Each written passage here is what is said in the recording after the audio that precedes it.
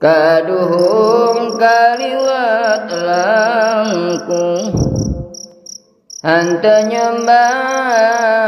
kayang agung. Ieu Kangjeng Nabi berjuang teh lain lalagaan mun urang nyaritakeun kos kitu pohara jasa tetapi horenganan nu buang ka warah leuwih tibatan eta.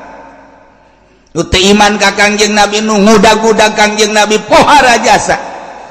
Wahyu tinggal wahyu, mujizat tinggal mujizat. Nu ngaran Abu Jahal mah geus ciciduh bae.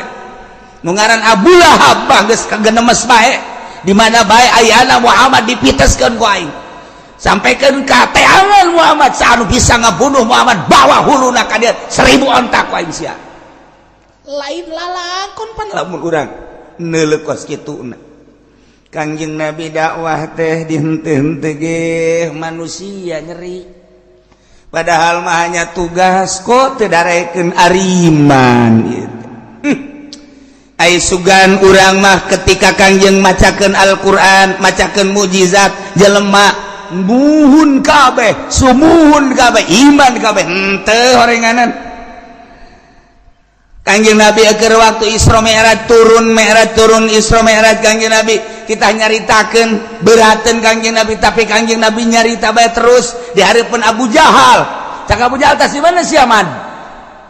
Tas Isra Mi'raj. Ke mana? Di dieu ke Masjidil Aqsa, di Masjidil Aqsa naik ka langit ka Sidratul Muntaha ka pangijeung Allah. Tira berangkat mah tadi balik tadi memeh subuh. Man. Aisyah naonan man. Aduh, nu edan ge cager heula man. Aisyah kunaon tambah edan. Ya, wari sia. Sia daek teh ngomong kos kitu. Gerokeun ku aing seluruh turunan-turunan wae di Mekah. Siap. Wah, tuh digero-gerokeun ku Abu Jahal. Bani anu turun. Dengekeun ya. Nu edan ngomong. Begitu Kangjeng Nabi nyarita coba mah aya naon caritakeun ku Kangjeng Nabi kaula dibawa ku malaikat Jibril di Masjidil Haram ke Masjidil Aqsa di Masjidil Aqsa terus naik ka langit kaji kadua terus naik terus bare oleh-oleh terus tangga ku harita diraha eta mah bejakeun jam sakitu balik mau subuh kira-kira sabar jaman mah 2 jaman lah eta pan sahabat kararieu eta mad siat ngomong ku keterlaluan teh bener ge rasul Allah tuh laki kituan teh mad coba eta sanu teh ngeri coba sing balalieur geus lah sia-sia aing wae geus lain percaya Pak tinggal hiji deui cak Abu Jahal coba sahabatna ye Abu Bakar ye coba bakar ka dieu aya naon ieu mah memeh sia ka ditu aing di bejan heula cak Abu Jahal aya naon ieu Muhammad bebejana tas Isra di Masjidil Haram ke Masjidil Aqsa di Masjidil Aqsa naik ka luhur lagi ka Sidratul Muntaha cak nyana bapami jeung Gusti Allah cenah cak nyana terus balik deui sekitar 2 jam siap percaya teh sama Abu Bakar hayo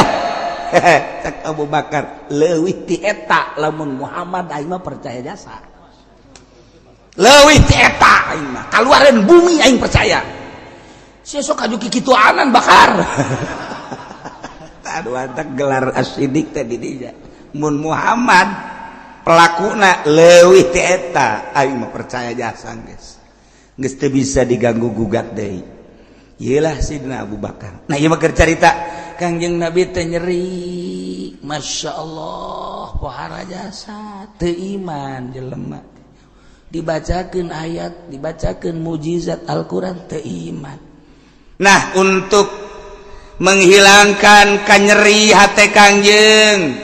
untuk menenangkan kesedih Kangjeng, Allah mere dongeng-dongeng, caritaan-caritaan nabi-nabi nu baheula. Abe hati Kangjeng Nabi tiis karasana. Pertama di dieu gadongengkeun tentang Kangjeng Nabi Nuh alaihis tapi ieu mah nu singkatna ge dihareup nu bakal panjang nam ieu mah sakadar penenangan jang Kangjeng Nabi doang cerita singkat ulah panjangna dihareup ieu mah pangbeberah panenang-nenang ka Kangjeng Nabi supaya Kangjeng Nabi oh jaheuh horenganan jadi tenang hokos urang dagang dagang sekali di modalan 100 juta beak 50 juta rugi, didagangkeun deui 50 juta rugi 30 juta, didagangkeun deui 20 juta rugi deui tinggal 1 juta. Tinggal 1 juta kumaha ngalamun bae nyana di imah dia kolong Pak. Lamun eta bisa sasada hulu lamun sasada kadege urang Bang Bara eleh di dieu tah nyana keur puyeng jol ya kolot datang kan kunaon sia pen ya dagang kunaon dagang ambalaya sakeuna ambalaya kunaon atuh modal 100 juta beak 50 juta dibalanjakeun deui beak 30 juta bejalkeun deui beak kuat tinggal 1 juta can sabaraha tama pen sakitu hah can sabaraha ya lalakon aki baheula aki teh dagang teh tuh hektaran tuh dijual pakai dagang ke Jakarta nu di imah mapan ngarep-ngarep datang pertama rugi datang kedua rugi beak ku aki dijual jeung imah-imana atap pamajikan dijual pen jeung pamajikan ku abeh dijual ai aki meuli deui nu anyar wah si aki bolon teman pan tenang tah oh jahe can sabaraha sama sapira modal doang aki maka abeh jeung imah-imah beak. Oh jadi lebih parah pan urang oh aing mah masih untung kene tuh untung kene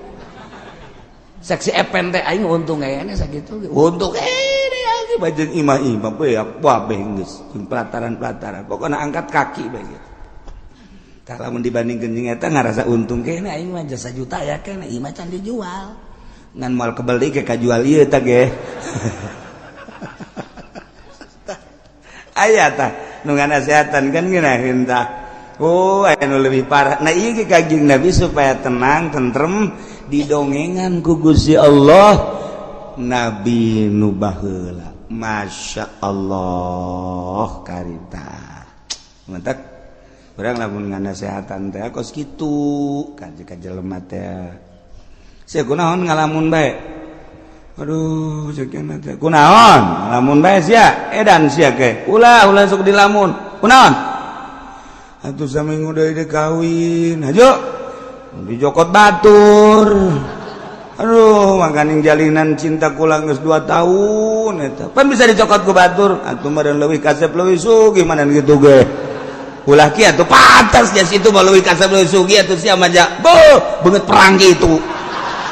atuh pan nyeri hate eta ulah kitu atuh kana sehatan mah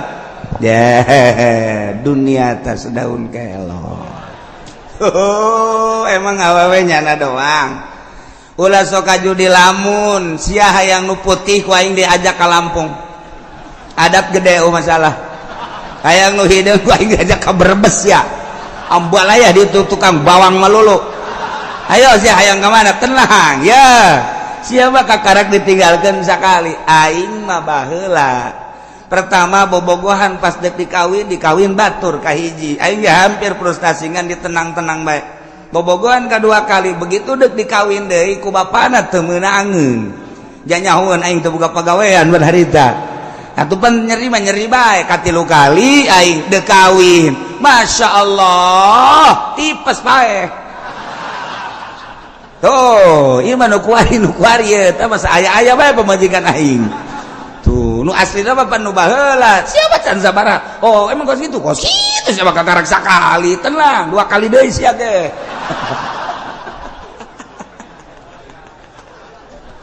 pan tenang tak ka hate oh jadi sarua ye tuh aing sarua lah tuh sapira awewe geus bae bikeun bae neangan deui semua ke di lamun sagala rupa awak geus kuru kitu sia deuleu aing da 3 kali aing mah teger keneh bae kan ngeunaheun kana hatena ngeunaheun coba lamun nganasehatan atuh sia sih tadina tuh kunaon diantepkeun heueuh nya tuh aing ge milu mikiran ka sia tah makan ngaranna eleh kos kitu mah gitu kan deku mah urang kadukun pan kudu make modal wiridan ban sama lain ahli wirid geus kieu mah geus mancak aing mendingan ngagejuburkeun ka sumur atuh tambah setan nya keur kasupan setan ditambahan ku jurig bisa terjadi eta teu bagus teh penasehat kos kitu tah nu tadi nu hebat mah sia putus cinta ditinggalkan ku kabogo ya emang nyana doang awewe hayu jeung aing ditiir ku aing sia bau alabatan sudah dipikiran kos kitu mah hayu jeung aing hayu sia tah dongeng aing nu pertama kos kitu nu kadua katu katu ja biasa bae komo dibere urang nasihat maka tauhid mah heuy geus aya tulisanana ti Lauhil Mahfuz muantep. Ya itu kunaon bahwa calon pamajikan sia dibawa ku batur geus aya tulisanana pan sia aya salat sok dibaca wa bil qadari khairihi wa syarrihi minallahi taala hartikeun tah tauhid tah jijah nya tuh geus ulah sok dipikir hayu jeung aing nganjang penting ayo jeung aing geus pokona mah asal aing modalan ku sia tah eta kan ngeunaheun nasihat ieu kitu maksudna model kos kitu endek nasehatan Kangjeng Gusti Allah ngabungungah Kangjeng melalui neuleu nempo ka kisah-kisah nabi-nabi nu baheula aya persamaan Kangjeng Nabi Nuh ge nabi Kangjeng Nabi Rasul Kangjeng Nabi ge Rasul cik coba ye laqad arsalna nuhan ila qaumihi faqala ya qaumi ibudullah Gusti Allah nurunkeun Kangjeng Nabi Adam ka alam dunya nu kamari kurang geus didongengkeun Kangjeng Nabi Adam teh cicing di nagara Hindi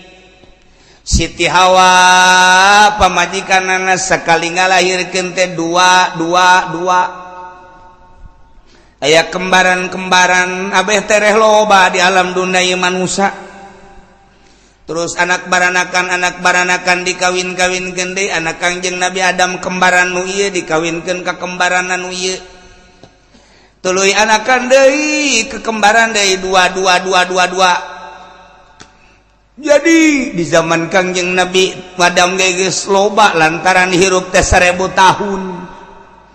Patuh jelema teh loba di zaman Kangjeng Nabi Adam teh ngan encan saloba kuari. Ngan nisrada lobana mah dua sakali ngalahirkeun. Di antara turunan Kangjeng Nabi Adam teh aya nu ngaran Nabi Uknuh teh nyaeta Kangjeng Nabi Idris alaihi salam. Kulantaran Kangjeng Nabi Idris mah teu lila di dunyana diangkat ku Gusti Allah ka langit ka 4 kuarigi aya di ditu.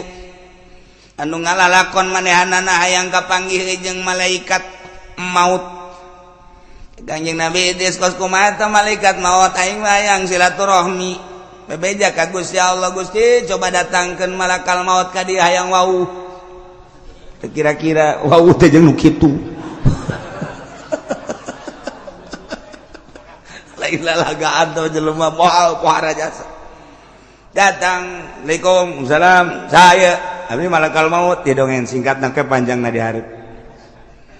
Malakal maut, alhamdulillah. Aya naon kula diutus ku Gusti tidak datang ka dieu. Hayang nyaho paeh kos kumaha. Malakal maut sok jadi paulah pakai lalagaan maut mah ulah pakai lalagaan teh nyeri aya nyaho nyerina coba kos kumaha nyaho be aya nyaho nyerina be kos kumaha ih sok pakai lalagaan teh teu meunang bejakeun ka Gusti Allah nyobaan gitu aing nu ngaran Idris ambo kira-kira aja bebeja malakal maut DPDP ka Gusti cobakeun ayo cobakeun cabut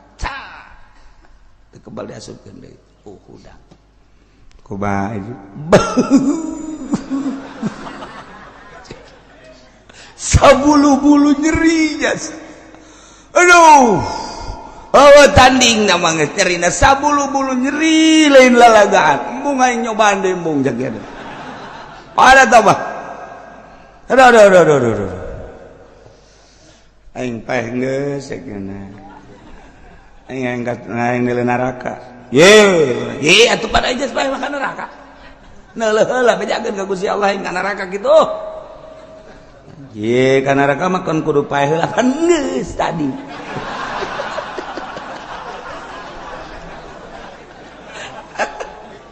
itu orang kayak hayang seri dongeng kos gitu tah. Bejakeun ka Gusti Allah. Bebe jaka Gusti atuh ai paeh geus sok ka neraka keun atuh neuleuh nya ka neraka. Oh. Muringis kanjing Nabi dis neuleuh neraka ku pohara-pohara teuing cekeun ka neraka. Beres. Antar ka surga aing. Ye, sok aju ka terusan cekeun. Sorga sakideung moal kebeleh nyaho doang cekeun teh teu meunang ieu mah sebab nu boga kuncina nu ngaran Muhammad nabi akhir zaman alah cekeun teh eta mah engke urusanana ieu mah nyaho doang sakideung moal kebel paeh geus ka neraka geus ieu balik ka sorga atuh bebe cari ke Gusti Allah teu naon moal kebal-kebal cekeun Gusti Allah asup ka surga. Teu daek indit nyana di handapeun tangkal kayu. Aduh angin sing hiliwir sarareungit bubuhan jeung sajabana. Itoel kumaha kalon. Hayu. Balik heula cekeuna. Betah kene cekeuna. Teu bisa. Geus mah kudu indit bae kudu indit kajen geus aya waktuna geus waktu. Jol bidadari. Waduh, iya saya iya penghuni sorga bidadari jang saha iya jang jelema-jelema nu asup ka sorga anu dagangna jujur nu ngiaina jujur nu marentahna jujur nu tani jujur sesuai jeung aturan ieu ka dieu ih sakieu jam mantep jasa ieu geus sia indit ka ditu malaikat aing moal kaluar deui sakieu nggak saya pada di dia wae kajian ngukuman gitu deh aing dicarekan cek malaikat emang kumaha lalakona ke ayeuna dicarekan mah tetep keluar be moal aing mah pan kudu paeh heula geus aing paeh kacaritakeun mah tetep bae Gusti Allah keluar jana aduh dengan berat hati cek dana ieu lebih dari pohara amat si budak kutilan cedan anu di lembur mapan komodo di kampung Ambalaya urut budug aya urut di tajong aya urut ragang di motor aya bareng jilbab dibuka botak deh teu beres geus puguh pitak Ambalaya aduh tetap pengen Idris keluar barang geus aya meureun keluar malaikat hampura urang aya nu tinggaleun naon bakiak tinggaleun ngahaja meureun sia mah endek ngahaja dan teu jelas tinggaleun nyana ninggalkeun bakiak kayak balik deui ka ditu boga taktik eta nyana Masya Allah guys tah ieu keur carita kayak panjangna dihareup ieu mah Kangjeng Nabi Idris turun deui biasa akhirna manehanana diangkat ku Gusti Allah ka langit ke dihareup nganti turunan eta boga anak lah Nuh diturunan Kangjeng Nabi Idris Nuh jadi Kangjeng Nabi Nuh teh ngaran asli nama Abdul Ghaffar Ibnu Malak jadi Nuh bin Malak bin Lamak lain Malak bin Lamak bin Mutawsalah bin Ukhnuh teh wa huwa Idris alaihissalam jadi deket kene Kangjeng Nabi Adam teh kapan ngadoa ka Gusti Allah ya Rabbi abdi hirup teh parantos sepuh Gusti dakwah abdi teh ngalalakon pibarang ku Gusti nyampikeun di salat teh parantos saaya-aya ka anak incu abdi moalila deui abdi sesuai jeung janji Gusti bakal dipunut ku Gusti ngan abdi hayang ningali salah sahiji incu abdi nu bakal neruskeun dakwah teh saha ya Gusti Allah. Cek Gusti Allah wahai Adam memang anjeun moal kebeli bakal dipundut ku kaula bakal dimautan ku kaula adapun incu anjeun nu bakal neruskeun lalakon anjeun teh engke aya ti turunan Nuh yakni Idris di mana-mana turunan eta lahir maktunan parantos disunatan eta nu bakal neruskeun dakwah nuhun Gusti abdi geus dibere ku Gusti tanda-tanda nu bakal neluskeun agama. Telila lahirlah lama kawin sangeusna kawin lahirlah Nuh eta aslina manggarana Abdul Ghaffar nu mantak dingaran Nuh lantaran manehanana teh lamun ngadoa ka Gusti Allah hatena ngajerit ngajerit hatena langsung cerik selalu asal ngadoa cerik Kangjeng Nabi Nuh mah nu mantak di ngaranna Nuh asli nama Abdul Ghaffar ngaranna kos kitulah Allah dek nyiptakeun hambana jang penerus anu bisa hudang ti peuting bisa munajat ka Gusti Allah setiap zaman kitu bae terus bae lantaran nu ngahudangkeun teh lain urang kapan Allah urang lamun inget kadinya sebenarnya mah sedihna luar biasa ketika urang sare jam 10 jam 11 aya eta hudang jam 2 saha nu ngahudangkeun hudang jam 2:30 saha nu ngahudangkeun cek Tuan Syekh Abdul Qadir mah nu ngahudangkeun teh kapan Gusti Allah boom hudang sia munajat sia ka aing cek Tuan Syekh Abdul Qadir bahasanya mandi sia, wudu sia, salat sia. Ulah ngahiji jeung jelema-jelema anu teu deukeut ka aing. Digigireun maneh jelema teh tuh nu keur malolor keur sarare. Sia mah pilihan aing cak Gusti Allah. Udah sujud sia ka aing. Ulah ngahiji jeung jelema-jelema nu poho ka aing. Nang Allah. Urang lamun inget kadinya, ras ka diri urang, ai urang bagianna nu mana? Ketika cek Tuan Syekh Abdul Qadir jelema teu diangkat jadi wali Allah molor sia sia teu dihudangkeun ku Gusti Allah nu mantak dititah lantaran di hate siana teu bersih cek Gusti Allah ai nyaho sapopoe teh ngan sakadar hubud dunya hubul makhluk sapopoe teh ngan saukur ukuran anak kos karar itu bae molor sia teu hudang jak ku Allah teu dihudangkeun subuh geus kadenge adzan marongkot Allahu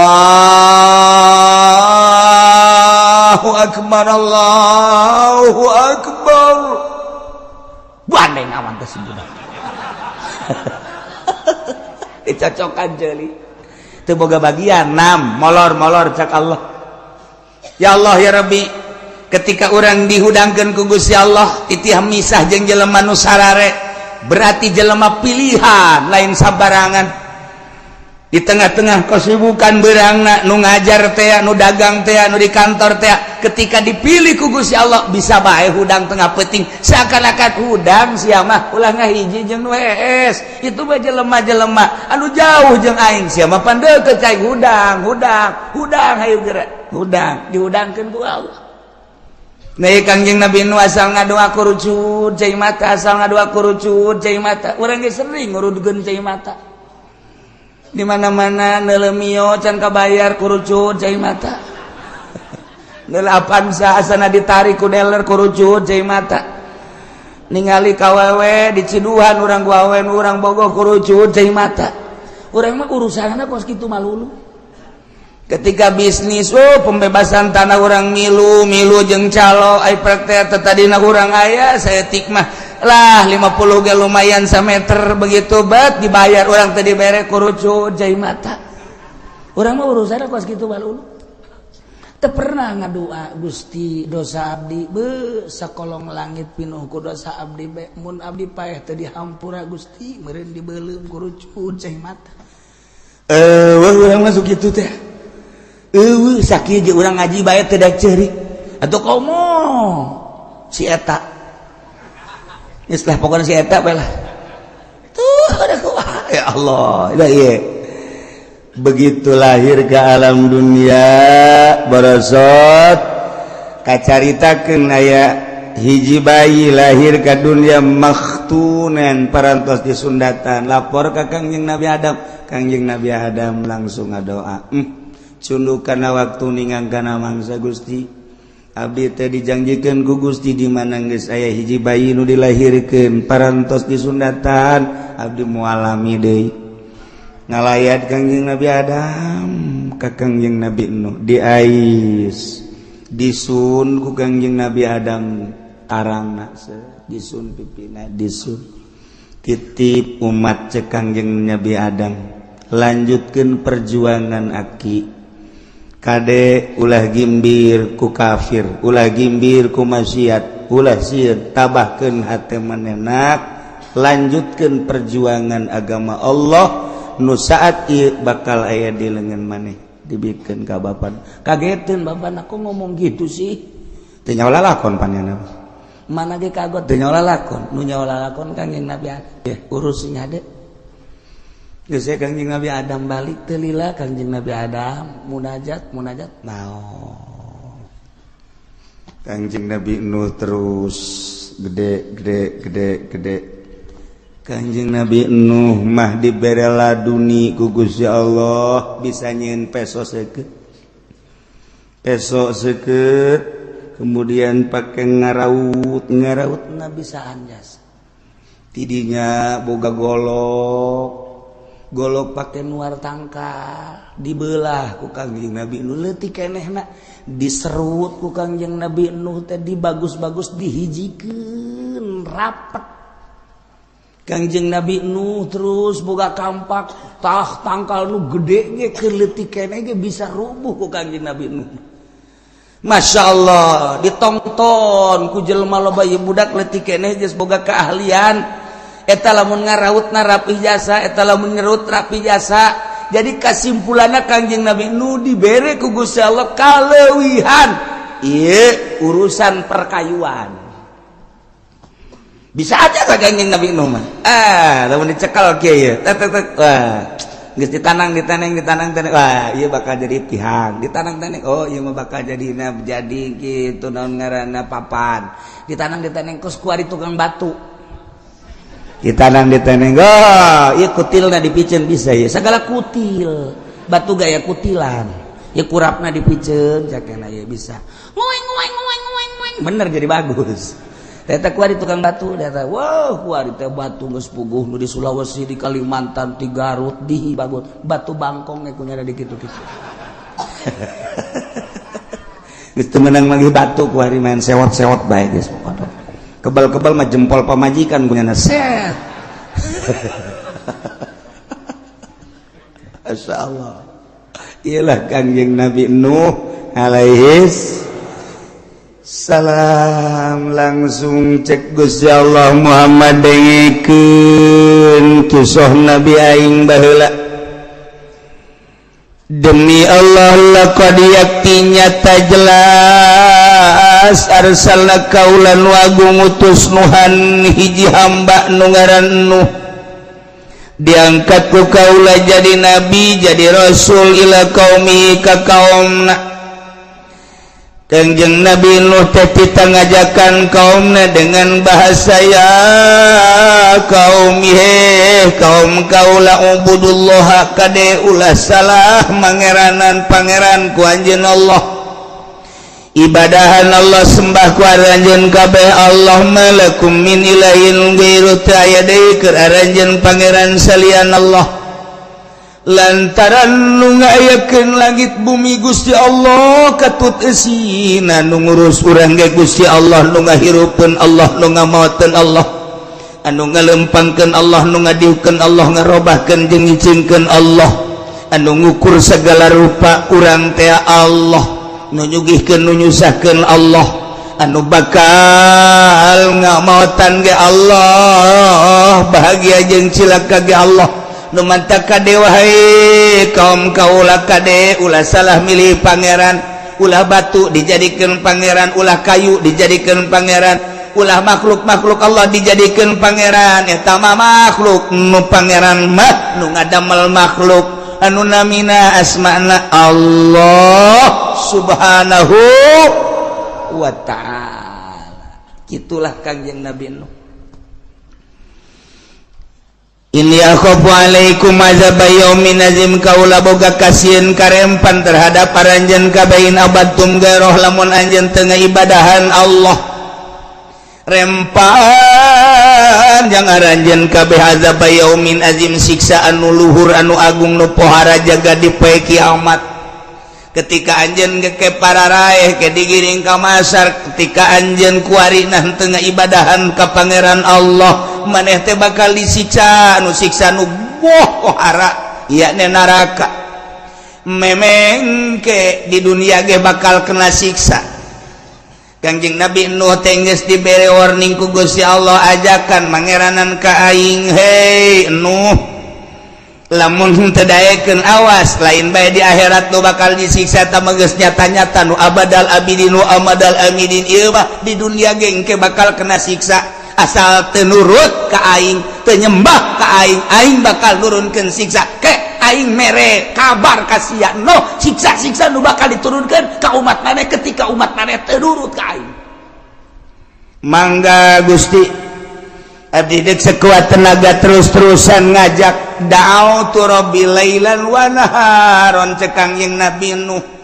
abdi teh terus-terusan Gusti dakwah ngajakan umat peuting beurang peuting geus berangkat kadang-kadang memeh magrib karangkas bitung tirangkas bitung langsung ke Pandeglang alhamdulillah 2 panggung mundel hasilna tama dakwah boloon jauh dakwah teh ka Cianjur ka Sukabumi beuh horeng bebenangan mah maningan kena di Tangerang tolol maknya dakwah sih kana bebenangan nah ieu dakwah nu bahaya nu kos kadari itu mantap dakwah ti Bandung ka Tangerang ti Tangerang ka Bandung ti Surabaya ka Jakarta ti Jakarta ka Surabaya hasilna nihil lantaran lain dakwah nu kos kitu mah usaha melalui dakwah hancur mina.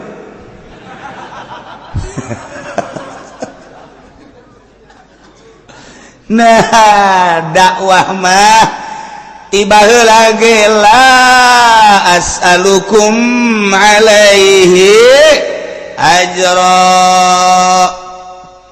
teu menta buruhan materi teu menta buruhan pamagung pangagung pangalem hiji be ngajak umat supaya nyahueun ka pangeran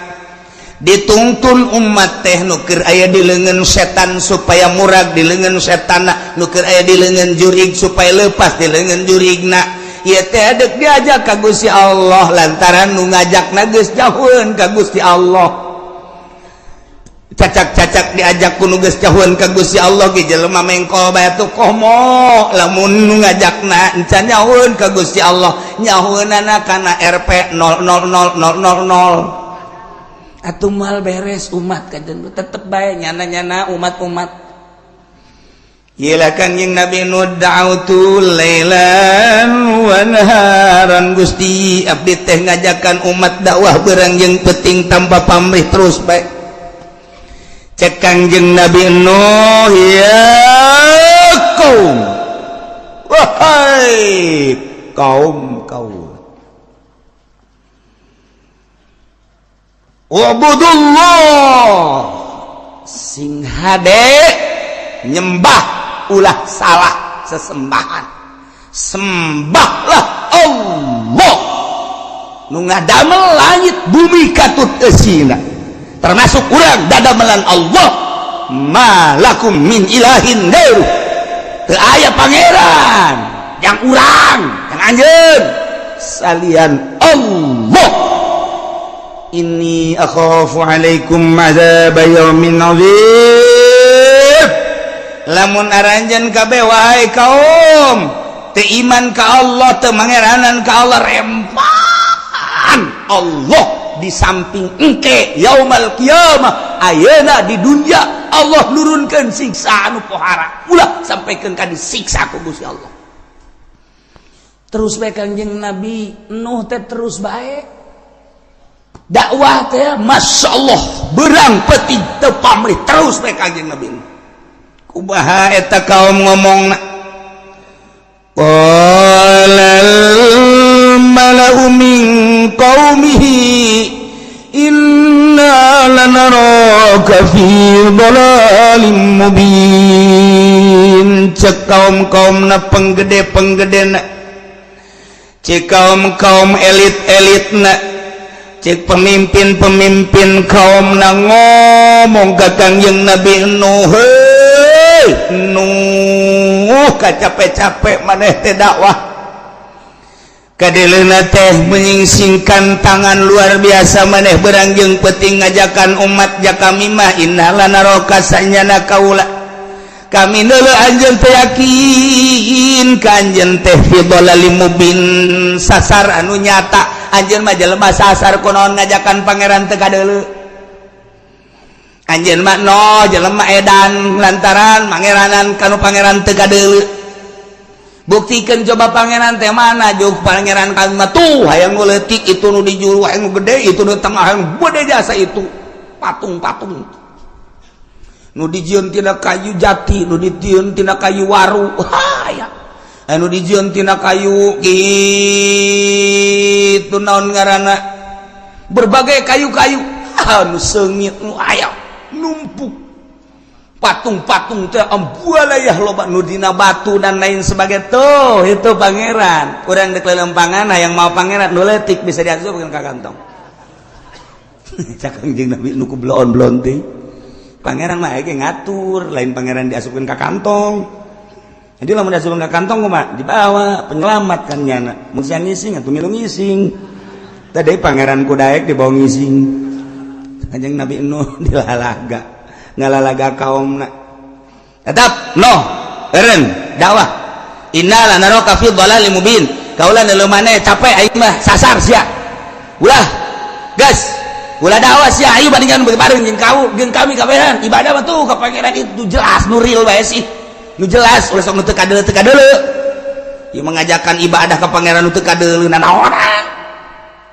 Kanjeng Nabi geus rada kanasehatan jijah heueunya horenganan baheula ge kos kitu geus aya persamaan aing diciduhan aing dicarekan aing dicaci aing dimaki aing dibunuh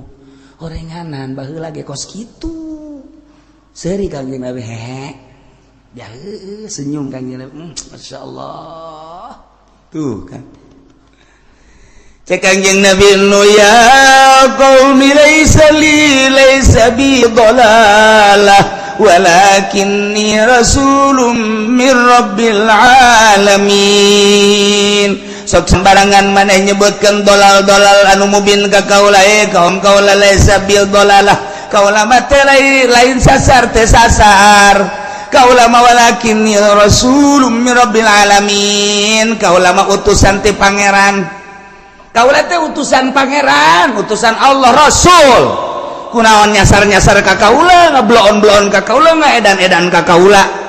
mah rasulun min rabbil alamin ya dengekeun uballigukum risalati rabbi wa ansahu lakum wa a'lamu minallahi ma la ta'lamun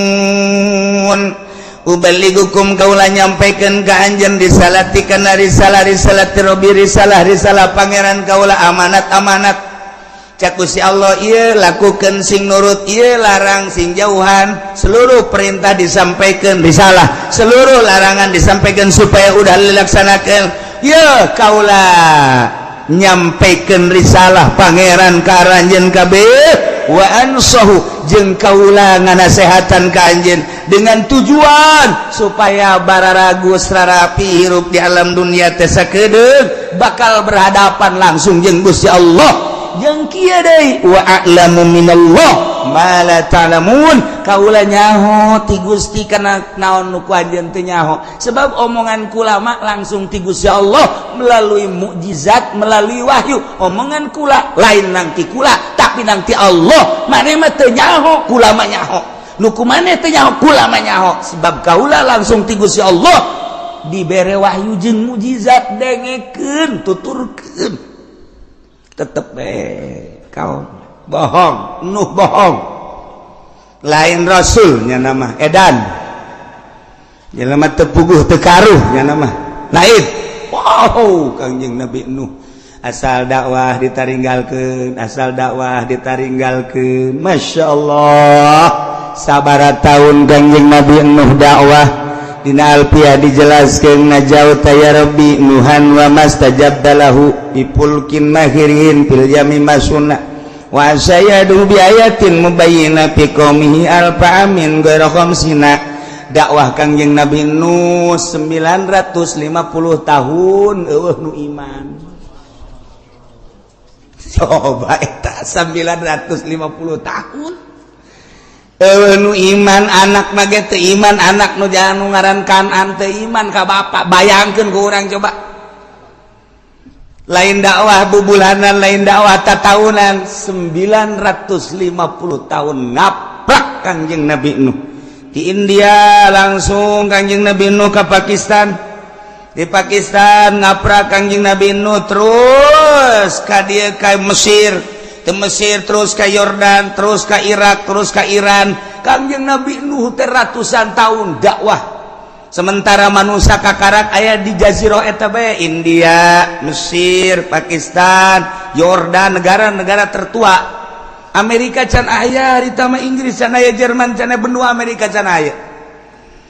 dina ayana ge kakarak kecel can aya penghuni nu aya penghuni pertama mah eta bae Timur Tengah Irak, Iran terus ka Maroko kalau begitu terus ka Mekah ka Madinah di mana Kangjeng Nabi Adam waktu dirunkeun di India titah kitu neangan Siti Hawa kapanggihna di Arafah kemudian tidinya langsung ke Mekah Baitullah kayak kakarak ke batu doang segede parita titah toab Kangjeng Nabi Adam didinya kakarak batu doang tidinya berangkat Kangjeng Nabi Adam terus ke Syria Sam itu doang eta mah benua Amerika eta mah benua Eropa eta mah benua Australia eta mah can aya dina ayana eta dunia teh can aya penghuni heuh komo bojong geus eueuh nanaonan sepi di bojong sieun oray malulu di dieu eueuh nanaon ieu gua bro Indonesia segala Lampung segala can eta manusia teh kakarak saceplok di dinya doang. Ya Allah lamun urang ningali di Yordania aya Petra ge bakal diceritakeun di ayat anu sejen urang neuleuh peninggalan zaman Kangjeng Nabi Shalih alaihi salam masyaallah nu kuari masih aya keneh walaupun geus rada dirusak sebagian gunungna tapi kan nyata aya nah ieu di ditu orang manusia teh nu mantap urang tetep bae neuleuh ka urang ditu majuna negara ti ditu mundurna negara ti ditu peperangan ti ditu dan lain sebagainya ti ditu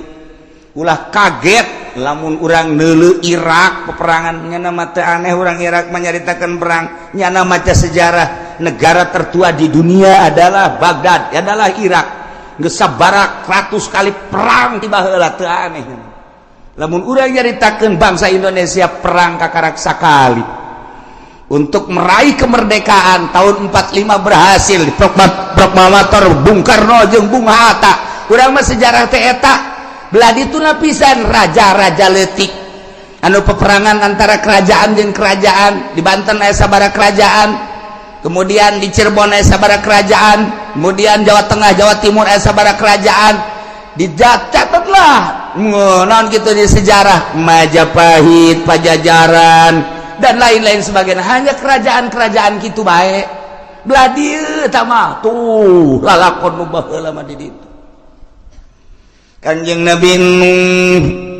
dakwah antar negara lintas negara ketika Kanjeng Nabi Nuh dek nyebrang encan aya parahu pan harita macakeun Ismul Azam Kangjeng Nabi Nuh sidakep sakumaha urang deuk salat peureum Kangjeng Nabi Nuh dibacakeun bahasa Ismul Azamna langsung menang ti Gusti Allah. Begitu dibacakeun ku aing moal dibacakeun sebab ku sia direkam engke ku sia dibacakeun ke pake kilir kanu ngora kanu kolot moal ku aing moal rahasia ieu mah rahasia.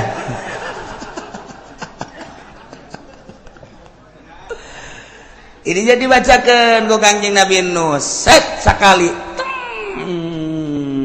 bisa hiber napak sancang di luhureun laut. Kangjeng Nabi Nuh ketika kecapean lengkahna salengkah sakilo blah blah blah bu urang mun kos kitu tereh datang jasa eta asal ka Banten ge antu moal kebal tah mah blah blah tukang sawo di lengkahan bae.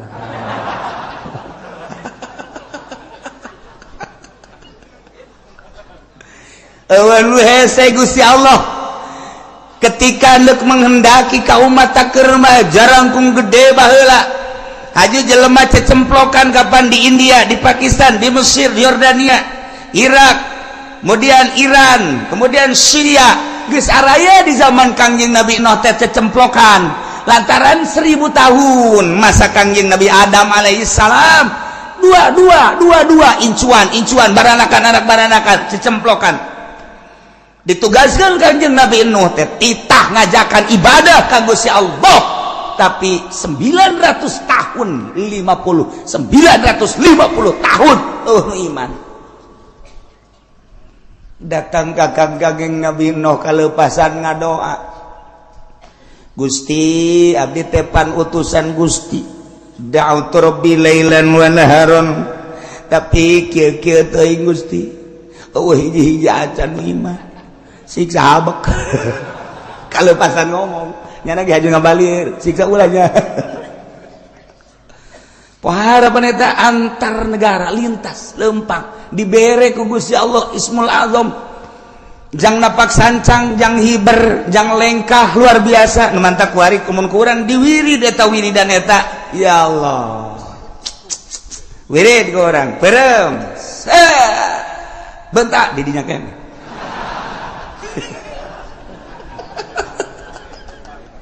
atuh urang wah wiridan ngadahar samangka 10 sorangan wiridan ngadahar rambutan lamun henteu tilu kata mainnya bisa hiber kos gitu tapi urusan dahar makan berbeda jeung ruh urang lamun nyaritakeun wali abdal teh yartahiluna limakanin ila makanin akhar wa yakhtalifuna di surati wali abdal setiap saat jumlahna ayat 70 ketika di Banten wali abdal nyokot di Jawa Tengah jang nyicingan Banten ketika di Jawa Tengah ngan hiji-hijina eueuh deui nyokot di Malaysia ketika di Malaysia eueuh nyokot lah di luar negeri setiap saat kudu aya bae lamun eueuh walian siksa Allah turun emang kumaha gitu. Nah eta wali kapan nyana wali abdal cicing di dia kadang-kadang di dinya teh maot nyana dikubur ku naon cel deui di ditu nyana keneh mun urang nyaritakeun Mbah Bolong kuburanna aya 9 mun nyaritakeun Syekh Maghribi di dunia kuburanna aya 3 mun nyaritakeun Syekh Yusuf putra daripada Syekh Maulana Hasanuddin di dunia kuburanna aya 7 emang di Banten doang atuh lain kuburan Syekh Maulana Yusuf teh. Kemudian atuh urang lamun nyeritakeun Bung Karno waktu di Digul aya di Tanah Abang aya di Jawa Timur aya. Urang lamun nyaritakeun belah dieuna ngan teu meunang dipanjang-panjang we cerita Gus Dur waktu kerja Australia pas kebenaran Syekh Munawir Kiai Munawir maot aya di ditu. Ketika aya nu nelepon penting dijawab ku Gus Dur di imahna padahal Gus Durna keur di imah saha nu ngajawab. Ieu urang keur carita keanehan-keanehan. Geus urang ulah leuwih teuing nyaritakeun ieu mah tah wali bae bisa ruh hiji bisa mencala putra mencala putri. Tuan Syekh Abdul Qadir bisa jadi 40. Abu Hasan As-Sazili bisa jadi dina kisahna 12 truk. Emang kumaha gitu. malaikat Jibril alaihissalam ku Gusti Allah malaikat datang ke Kangjeng Nabi bisa ngarupake Hidayatul Kalbi padahal jangjangna sabelah 600 sabelah ieu 600 ketika datang ke Kangjeng Nabi ngarupa seorang sahabat nu pangkasepna ngaranna Hidayatul Kalbi leutik biasa semampai kasep luar biasa eta jangjang nu 600 ka mana ketika dipertanyakan ketikanya ngarupa Hidayatul Kalbi eta ka mana nu aslina eta apa lain malaikat Jibril urusan Allah ruh hiji malaikat Jibril bisa 2 bisa 3 bisa 4 maha kawasa Allah nu mantak ge Allah babarieun ketika endek nyieun wali Allah urang lamun nyaritakeun Gus Dur beuki dahar Gus Dur beuki huro-guro Gus Dur beuki tapi ku Allah diangkat tanda kewalianana aya geus ulah hese-hese tanda kewalianana loba lah tetapi kan lamun deuleu sosokna kitu bae urangnya lamun kabeneran hirup babarengan jeung tuan saya jeung saya Maulana Hasanuddin pasti bae kahirupanna biasa bae tapi kapan karomana lain lalagaan urang lamun babarengan jeung Syarif Hidayatullah meureun biasa bae wali teh dia eta mah urusanna batin urusan Allah lamun urang nyaritakeun tentang wali aya nu di gunung bae anu di leuweung bae aya nu teu daek gitu bergaul jeung masyarakat eta mah wali-wali anu leutik pangkatna nu di gunung bae wali teh di leuweung bae wali di jero imah bae wali leutik pangkatna lantaran nyana teu ngurusan umat wali nu istimewa mah nyana diangkat jadi wali umat kaurus ku nyana. Emang geus kitu bae diciptakeun ku Gusti Allah, teu boga kasieun, teu boga kariweuh, teu boga kaprihatin. Nyana mah seakan hirup babarengan jeung Allah, ngan ditugaskeun ku Allah titah nyampaikeun ka umat. Hampangeun Gusti Allah mah jelemana nyana daharna beuki tapi peuting hudang babari. Ras ka diri urang. Peuting molor bae. Maca Quran saayat heuai. Ngadayekeun ngaji mun teu bari ngopi teh jalan dek ngaji geus pas ini jeung tukang wuduk heula dan lain-lain sebagai jauh amat sih urang mah kos kitu amat sih ketika salat asana bareurat amat neuleuh nu berjamaah asing urang mah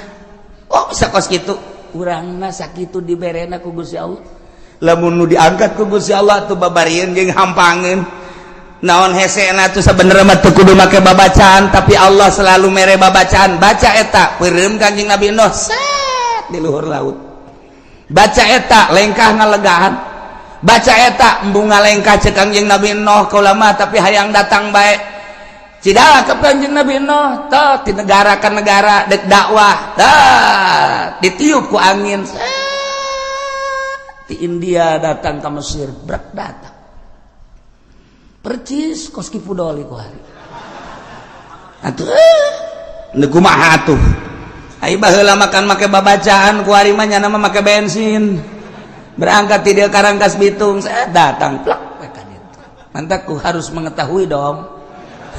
harga bensin mahal bodem habek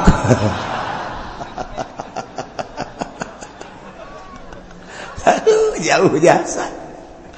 Ya Allah ya Rabbi lah lalakon Kangjeng Nabi Nuh teu aneh Allah dek ciptakeun makhlukna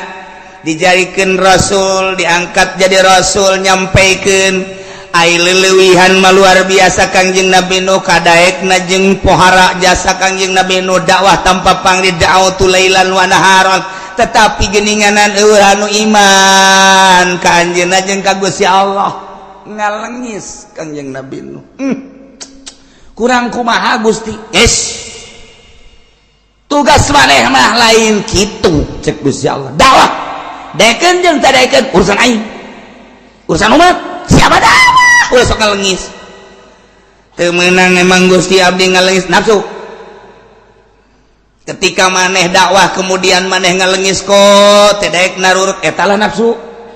jangan nurut jeung teu nurut mah tah urusan lain urusan maneh urusan umat jeung urusan aing tah mah urang ge ketika urang dakwah kok batur teu narurut nafsu urang eta tah mun hayang nafsu di dinya tah urang nyen pondok pesantren teu daekeun dararatang ieu santri nafsu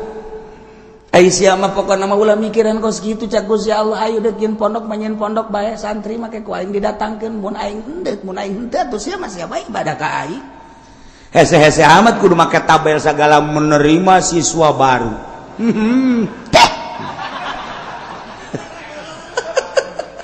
geus lain karena Allah tah kos kitu mah tuh nanahonan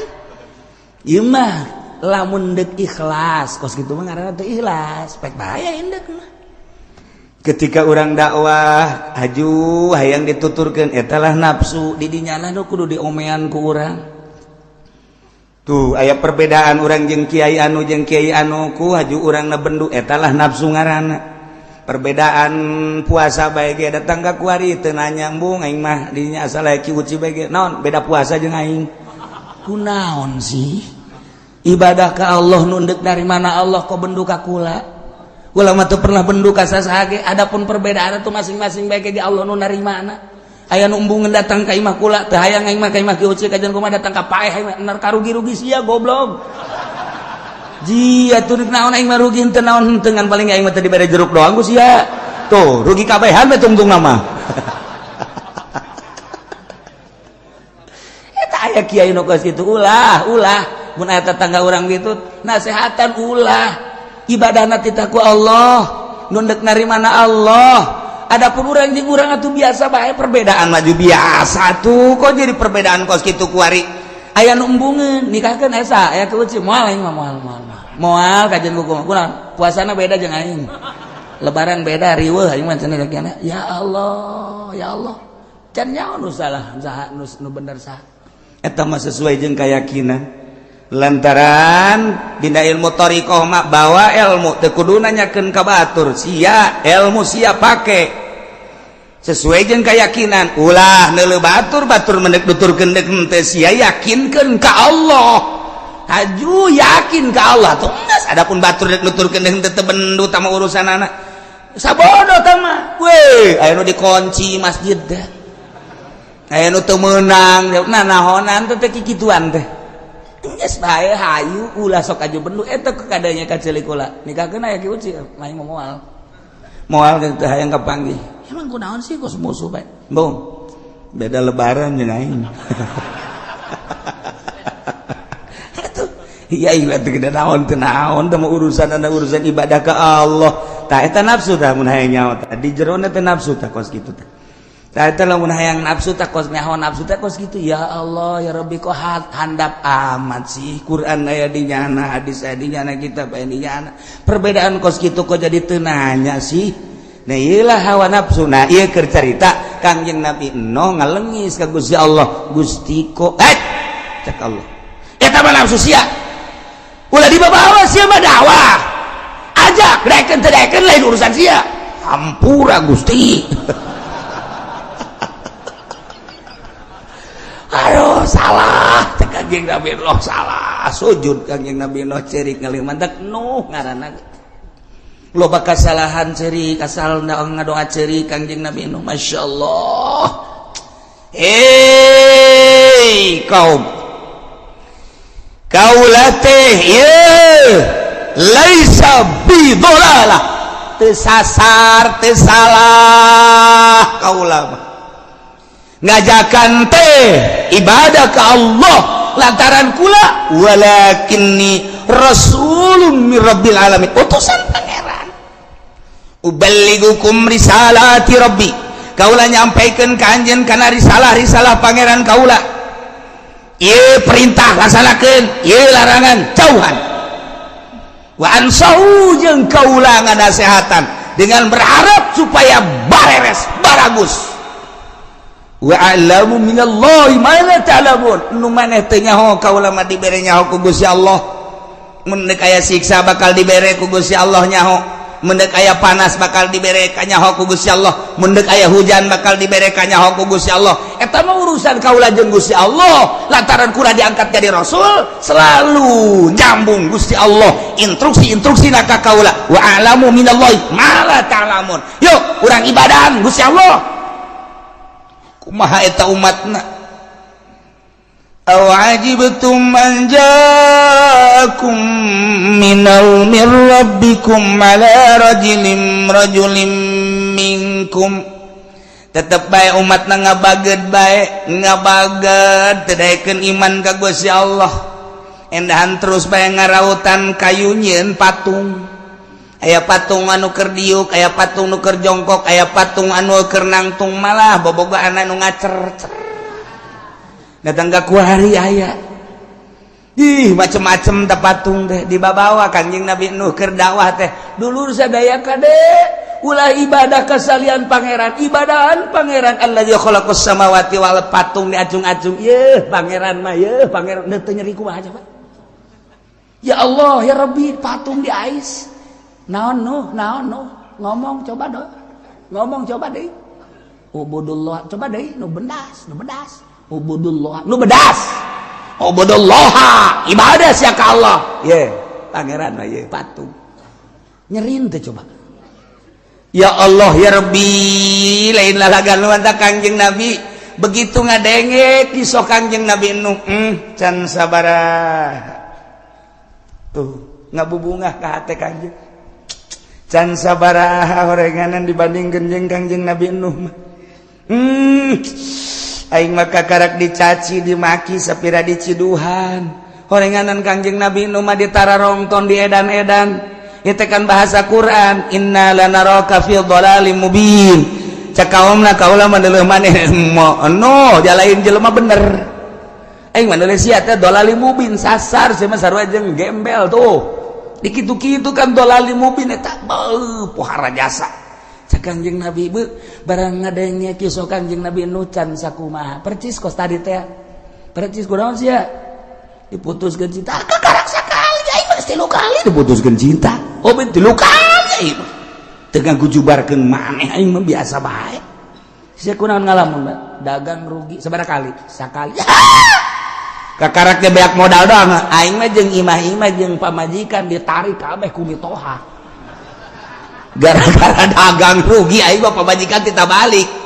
jadi aing mah lain modal bae lain dagang bae anak pamajikan wabeh disita ku mitoha aja kuari atuh aing ngin mitoha anyar can sakumaha sia mah pen sakitu mah tenang bae lah jadi kan leuleus hate oh jaheuh nya tuh bener oge masyaallah tah lamun aya nu saluhureun teh kos kitu tah urang teh handap tiis Kangjeng Nabi ge barang dikisahkeun ku Gusti Allah tentang Kangjeng Nabi Nuh alaihi salam anu lain dicaci dimaki deui ke kabelah dituna ye ieu Kangjeng Nabi Nuh teh dibohongkeun dijejeleh diedan-edan digembel-gembel tiis hate Kangjeng kabelah dituna kumaha bakalna masih keneh terus waktuna saep wallahu a'lam bissawab.